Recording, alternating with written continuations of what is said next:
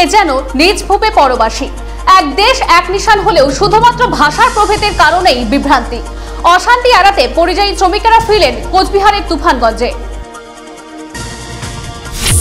ভিন্ন ধরনের রাখি তৈরি করে সচেতনতার বার্তা দিতে চান কোচবিহারের গৃহবধূ পিঙ্কি রায়।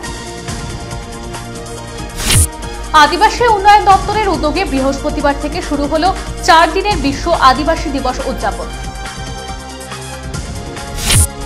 পশ্চিমবঙ্গে 100 দিনের কাজের বাস্তবায়নের দাবিতে তুফানগঞ্জে শুরু হলো আন্দোলন। বৃহস্পতিবার বিডিও দপ্তরে বিক্ষোভ দেখায় সারা ভারত ক্ষেত মজুর ইউনিয়ন।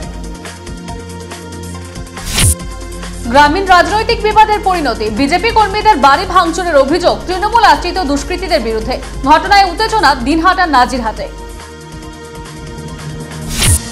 অনৈতিকভাবে রাজনৈতিক কারণে পাম্প অপারেটরদের ছাঁটাই করা হচ্ছে বলে গুরুতর অভিযোগ কর্মী ইউনিয়নের। বৃহস্পতিবার কোনো ফলপ্রসূ আলোচনাই হলো না শ্রম দপ্তরে। কোচবিহার পঞ্চাননবর্মা বিশ্ববিদ্যালয়ের 6 সেমিস্টারের ফল প্রকাশ হলো বৃহস্পতিবার। উত্তরবঙ্গ রাষ্ট্রীয় পরিবহনের 235 নম্বর বোর্ড মিটিং হলো বৃহস্পতিবার। এদিন সার্কিট হাউসে হয় এই বৈঠক।